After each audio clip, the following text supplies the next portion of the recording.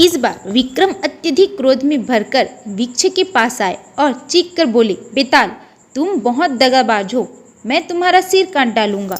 आखिर तुम बार बार क्यों भागाते हो? बेताल कुछ न बोला, वह वृक्ष पर लटका रहा। विक्रम ने उसे वृक्ष से उतारकर कंधे पर डाला और चुपचाप अपने रास्ते पर चल दिए। जब कुछ रास्ता तय हो गया तब बेताल धीरे धीरे, विक्रम, तुम इतने नाराज क्यों हो? तुम बार बार भाग क्यों आते हो? तुम बोल पड़ते हो और मैं भाग आता हूँ। क्यों तुम्हें मेरी शर्त याद नहीं रहती? आखिर तुम मुझसे न्याय की बात पूछते ही क्यों हो? तुम्हारे पूछने पर ही तो मुझे बोलना पड़ता है। तुम तो जानते ही हो कि मेरा नाम न्याय के लिए प्रसिद्ध है। मेरा तो स्वभाव ही ऐसा बन गया है और मेरा भी भागने का स्वभाव बन गया है, कहकर बेताल ठहासा लगाकर हंस पड़ा। बेताल के इस व्यवहार पर राजा विक्रमादित्य भी मुस्कुरा उठे। सुनो विक्रम, रास्ता जल्दी और आसानी से कटे, इसके लिए मैं तुम्हें एक कहानी सुनाता हूँ। विक्रम कुछ नहीं बोले। बेताल ने कहना शुरू किया, विक्रम, यह कहानी बड़ी ही अजीब है।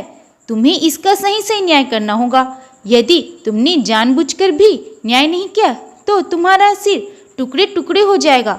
विक्रमादित्य खामोशी से अपने मार्ग पर चला जा रहा था। बेताल ने कहानी सुनानी आरंभ की। अवंती नगर में गुणवंत नामक एक सेठ रहता था। वह परम धार्मिक और लोक परलोक में आस्था रखने वाला व्यक्ति था। उसकी पत्नी बड़ी रूपवती थी किंतु दुष्चरित्र थी। इसी कारण उसने एक वर्ण संकर संतान उत्पन्न की। वह संतान कन्या थी। वर्ण संकर होने के कारण वह अपनी माँ से भी अधिक सुंदर थी। समय के साथ साथ वह जवान हो गई। उस पर क्योंकि उसकी माँ का ही अधिक स्नेह था, इसलिए वह भी उसी की भांति दुष्चरित्र बन गई। माँ की भांति मौका पाकर वह भी इधर उधर ताक झांक लेती थी।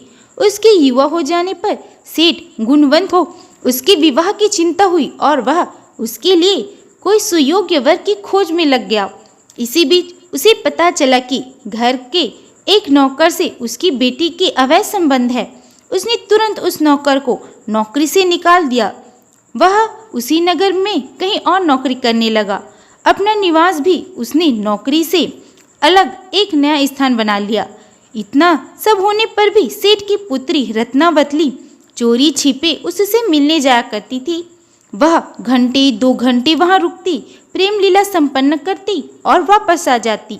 वह रात में ही घर से जाती और रात में ही वापस आ जाती थी। इस बात का केवल उसकी माँ को पता था। इसी बीच उसके पिता ने उसके लिए एक योग्य वर की तलाश भी कर ली थी। फिर उचित समय देखकर सेठ गुणवंत ने उसका विवाह भी कर दिया। रत्नावली शादी के बाद अपने पति के घर आ गई, किंतु प्रेमी नौकर से उसका संपर्क बना रहा। चूंकि उसकी ससुराल भी उसी नगर में और प्रेमी के घर के करीब थी, इसलिए उनका संबंध बराबर बना रहा। इस काम के लिए रत्नावली ने लालच देकर अपनी सेविका को अपने पक्ष में कर लिया था। वह सेविका की मदद से अपने पति के निद्रा गमन हो जाने के बाद अपने प्रेमी के घर चली जाती थी। उसकी सेविका भी कुछ कम नहीं थी। उसने अपनी मालकिन को पूरी तरह से अपने शिकंजे में पकड़ लिया था। इसके लिए उसने उसका संबंध अपने भाई से भी करा दिया था। इस बीच रत्नावली के पति को उस पर कुछ संदेह हो गया कि उसकी नौकरानी और पत्नी आपस में मिलकर कुछ खिचड़ी पका रही हैं। अतः उसने उस नौकरानी को घर से निकाल दिया। अब तो रत्नावली का सारा खेल बिगड़ गया। वह अपने प्रेमी से मिलने को तरसने लगी, मगर एक रात उसने किसी प्रकार अवसर निकाल ही लिया और अपने प्रेमी के घर जा पहुंची। वहां उसने अपने प्रेमी को रो रो कर सब दुखड़ा सुनाया। रत्नावली, तुम कुछ दिन सब्र करो। जब तुम्हारे पति का संदेह कुछ कम हो जाएगा तो हम फिर से पहले की भांति रोजाना मिल लिया करेंगे। उस दिन तो वह प्रेमी से दिलासा पाकर अपने घर वापस आ गई, मगर अधिक दिनों तक उसे संतोष न हुआ। वह बुरी तरह तड़पने लगी। उसके पति ने जब उसकी ऐसी हालत देखी तो उसने अपने एक विश्वासी व्यक्ति से मिलकर अपनी पत्नी के प्रेमी नौकर को विष दिलवा दिया। शाम को खाना आदि खाकर जब नौकर सोया तो फिर न उठ सका। उसी रात रत्नावली के सब्र का बांध टूट गया और वह घर से चल पड़ी उससे मिलने के लिए। आज वह बहुत सज धज कर निकली थी। रास्ते में उसे एक चोर ने देखा तो मोहित होकर तथा कीमती गहनों के लालच में वह उसके पीछे लग गया।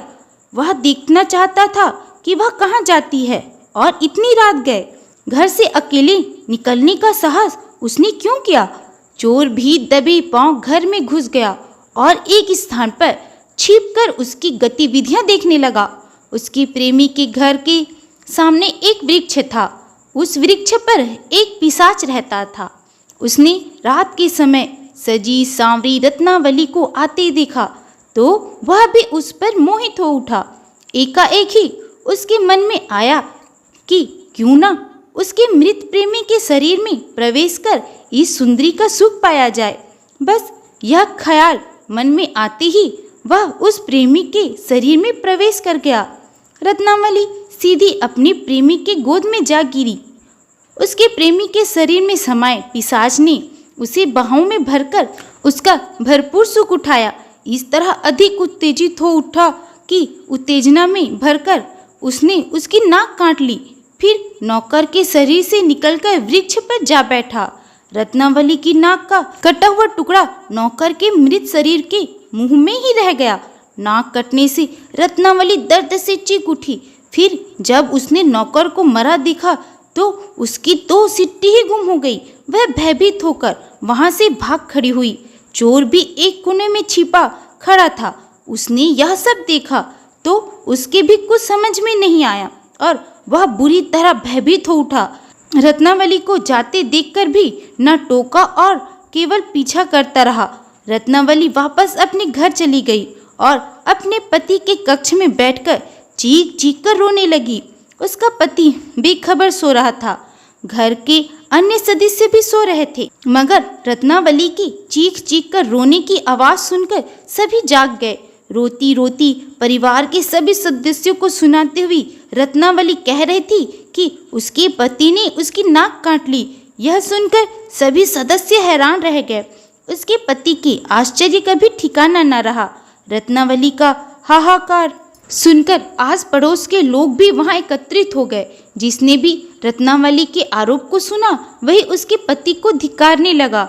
रत्नावली का पति बार बार सफाई दे रहा था कि इस संदर्भ में वह कुछ भी नहीं जानता, मगर कोई भी उसकी बात मानने को तैयार ही न था। बात धीरे धीरे चारों ओर फैलने लगी और उड़ती उड़ती कोतवाल तक भी जा पहुंची। कोतवाल तुरंत ही अपने दल बल के साथ वहां आ धमका। उसने सारा किस्सा पूछा तो वह भी उलझ सा गया। अतः उसने मामले को महाराज के दरबार में पेश करना ही मुनासिब समझा। यह सुनते ही कि रत्नावली के पति ने उसकी नाक काट ली है, महाराज को बड़ा क्रोध आया। उन्होंने किसी की कोई बात सुने बिना ही अपना फैसला सुना दिया। रत्नावली के पति को फांसी पर चढ़ा दिया जाए। रत्नावली का पति रोता पीड़ता रहा, मगर महाराज का फैसला हो चुका था। चारों ओर यह खबर फैल गई कि रत्नावली के पति को फांसी दे दी गई है। उस चोर ने भी यह खबर सुनी, मगर दूसरों की तरह वह चुप न बैठ सका। वह दूसरे दिन ही महाराज के दरबार में जा पहुंचा और उन्हें पूरी बात बताई। सारी बात बताकर प्रमाण देने के लिए वह बोला, अन्नदाता, उस व्यक्ति की लाश अभी भी वहीं पड़ी है। उसका मुंह यदि खोलकर देखा जाएगा तो इसकी कटी हुई नाक उसके मुंह में ही मिलेगी। महाराज ने तुरंत सिपाहियों को आज्ञा दी। सिपाही चोर को साथ लेकर घटना स्थल पर गए और उसकी बात सही पाई गई। तब महाराज की आज्ञा से रत्नावली के पति को छोड़ दिया गया और रत्नावली के लिए महाराज ने आज्ञा दी कि उसका सिर मुड़वाकर हमारे राज्य में घुमाया जाए। इतनी कहानी सुनाकर बेताल रुका। फिर एक गहरी सांस लेकर बोला, राजा विक्रम, अब तुम न्याय करो कि इस कहानी में दोषी कौन है और कौन सत्य पथ पर रहा। विक्रम खामोशी से अपना सफर तय करते रहे। इस बार उन्होंने तय कर लिया था कि चाहे कुछ भी हो, बेताल के बहकावे में आकर मुंह नहीं खोलेंगे।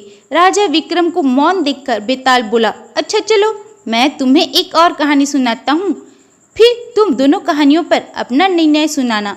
तो आज की कहानी में बस इतना ही। अगर आप लोगों को मेरा ये वीडियो पसंद आए तो लाइक सब्सक्राइब जरूर करिए। मिलते हैं अगले वीडियो में। Bye bye.